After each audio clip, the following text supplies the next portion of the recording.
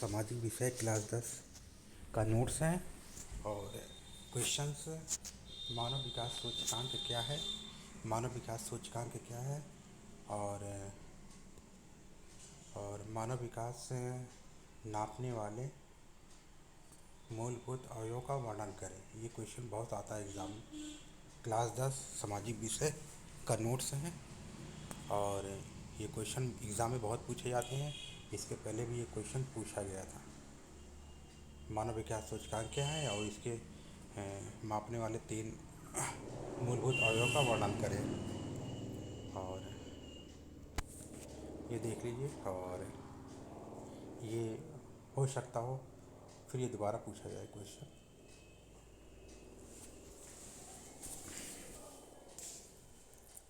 ये मानव विकास सूचकांक एक ऐसा मापदंड है जिसके द्वारा विश्व के विभिन्न देशों का सामाजिक आर्थिक क्षेत्र में उपलब्धियों के आधार पर स्थान निर्धारित किया गया है। संयुक्त राष्ट्र विकास कार्यक्रम ने अपनी प्रथम मानव विकास रिपोर्ट में विकास सूचकांक का प्रयोग किया है। 1990 में प्रयोग किया था और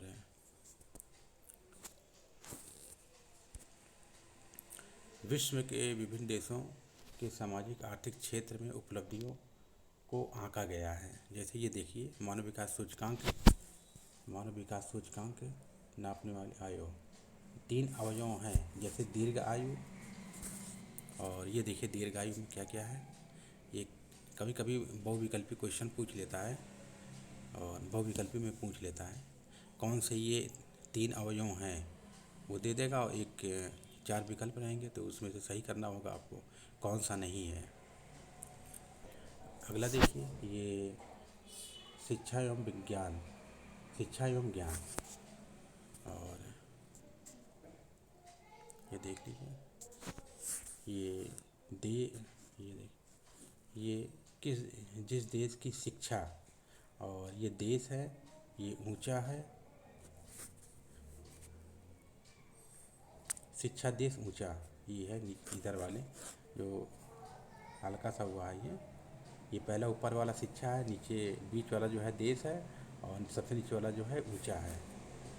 तो ये नोट्स आप बना भी सकते हो और ये एग्ज़ाम में हो सकता है पूछा जाए, लेकिन आप तैयार करके रखिए और एग्ज़ाम में 6 नंबर के क्वेश्चन में आ सकता है। और जीवन स्तर, तीसरा देखो जीवन स्तर, ये तीसरा है जीवन स्तर।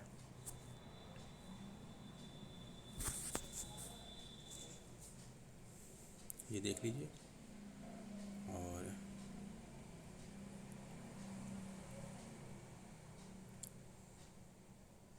ये क्वेश्चन बहुत पूछा जाता है बोर्ड परीक्षा में। और अगला क्वेश्चन देख लीजिए और धारणीयता का विषय के लिए क्यों महत्वपूर्ण है। धारणता क्या है, ठीक है।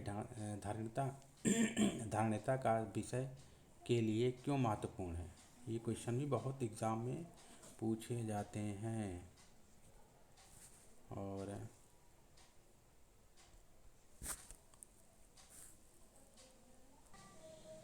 ये धारणता क्या है, ये देखिए धारणता का ऐसा विकास जो वर्तमान पीढ़ी तक ही सीमित न रहे बल्कि आगे आने वाली पीढ़ी भी उसका उपभोग करे, जिसे कहते हैं धारणीयता।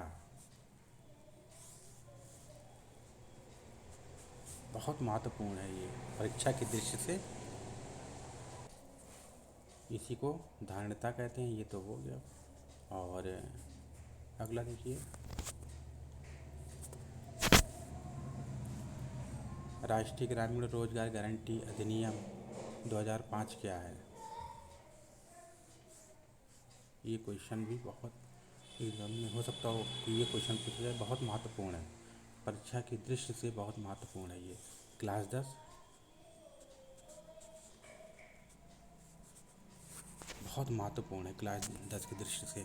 और राष्ट्रीय रोजगार गारंटी अधिनियम 2005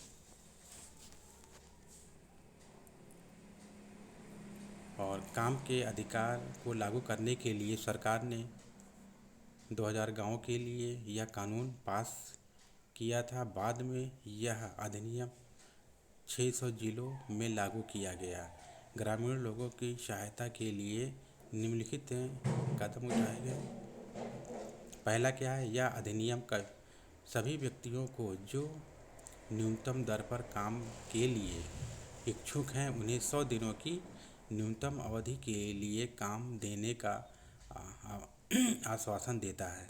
और दूसरा क्या है, कुल रोजगार का 1/3 भाग स्त्रियों के लिए आरक्षित किया गया है।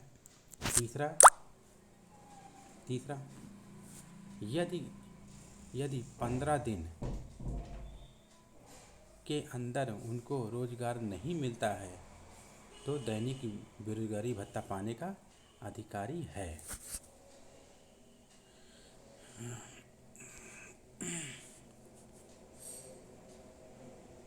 अगला क्वेश्चन देखिए।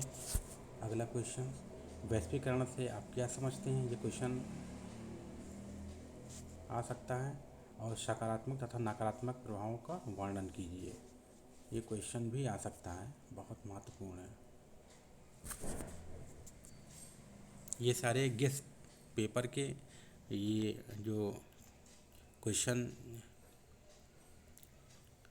दिया है उसकी व्याख्या सहित आपको ये गेस करवाया जा रहा है। और ये देखिए, वैश्वीकरण क्या है ये दिया हुआ है। और वैश्वीकरण का सकारात्मक प्रभाव क्या है ये दिया हुआ है। और ये व्याख्या सहित चालू पेपर है ये। और ये देखिए, और अगला देखिए, वैश्वीकरण का नकारात्मक प्रभाव। ये लॉन्ग क्वेश्चन में आ सकता है। ये लॉन्ग क्वेश्चन में ही आएगा ये।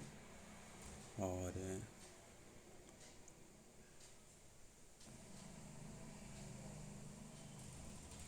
अगला देखिए, जो 2-3 नंबर के क्वेश्चन आएंगे लघुत्तरी में। और जैसे मौसमी बेरोजगारी क्या है, 2 नंबर में आएगा ये। और मौसमी बेरोजगारी क्या है, और ये देखिए मौसमी बेरोजगारी। और नीचे देखिए प्रच्छन्न बेरोजगारी भी एग्ज़ाम में बहुत पूछे जाते हैं। लॉन्ग तो नहीं आएगा, लघुत्तरी में ही आएगा। और ये देखिए, और अगली बेरोजगारी क्या है, बेरोजगारी किसे कहते हैं? बेरोजगारी किसे कहते हैं, ये क्वेश्चन आया था ये।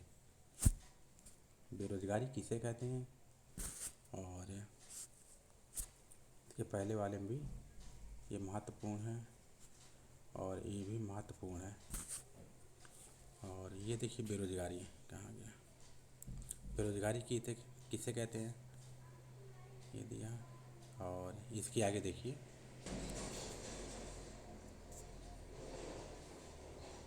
और आगे देखिए अल्प बेरोजगारी क्या है। अल्प बेरोजगारी ये क्वेश्चन पे ये आया था, पेपर पे ये आया था।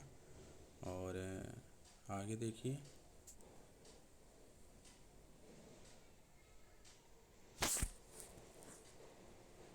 अगला क्वेश्चन देखिए, व्यापार संगठन और उनकी प्रमुख विशेषताओं के बारे में लिखें। ये क्वेश्चन ये भी आ सकता है, ज़्यादा महत्वपूर्ण नहीं है लेकिन आ सकता है।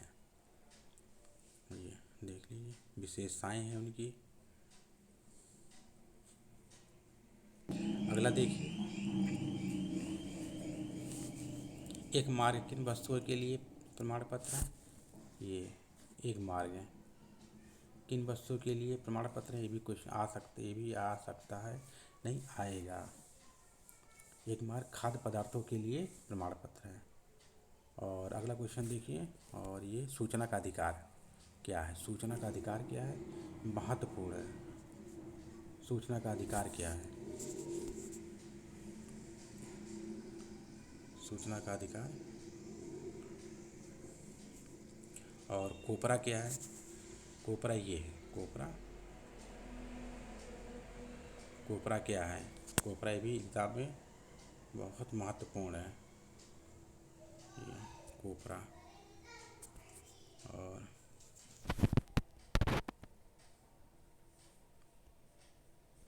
ये कोपरा का आगे का है, ये कोपरा आगे का नोट्स है ये।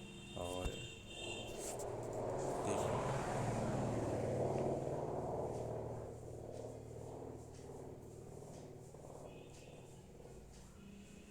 और अगला क्वेश्चन देखिए। अगला क्वेश्चन से अगला क्वेश्चन ये बहुत महत्वपूर्ण है, ये एग्ज़ाम में आ सकता है, ये एग्ज़ाम में आएगा। जैसे ये प्राथमिक प्राथमिक द्वितीय और तृतीय क्षेत्र की गतिविधियाँ, प्राथमिक द्वितीय और तृतीय क्षेत्र की गतिविधियों के विषय में वर्णन करें। ये क्वेश्चन एग्ज़ाम में आएगा। और ये प्राथमिक क्षेत्र देख लीजिए, प्राथमिक क्षेत्र में, और ये एग्जाम्पल दिया हुआ है जैसे क्या क्या आता है। ये बहुविकल्पी में भी आ सकता है क्वेश्चन, 4 विकल्प दे देगा, उसमें से 3 प्राथमिक क्षेत्र के दे देगा, एक के कुछ और दे देगा, तो आपको इसमें सही करना है। और ये रिपीटेड क्वेश्चन भी हैं, ये दोबारा फिर आ सकता है। और ये द्वितीय क्षेत्र की द्वितीय क्षेत्र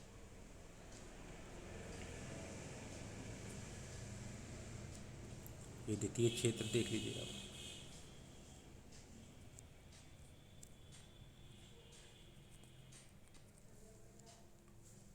द्वितीय प्राथमिक क्षेत्र हो गया। अब ये आप द्वितीय क्षेत्र देखिए। द्वितीय क्षेत्र क्या क्या चीज़ें हैं, और ये एग्जाम्पल है इसका।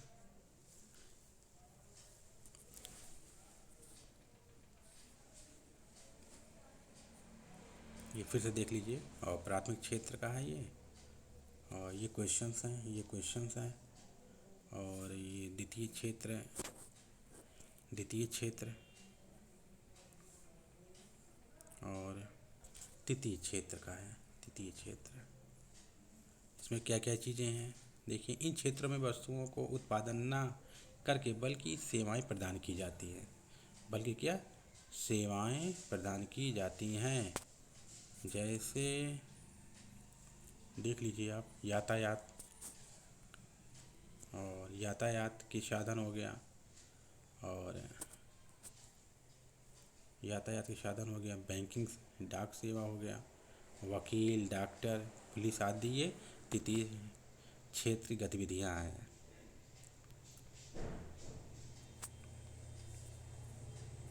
बाकी ये नहीं आएगा,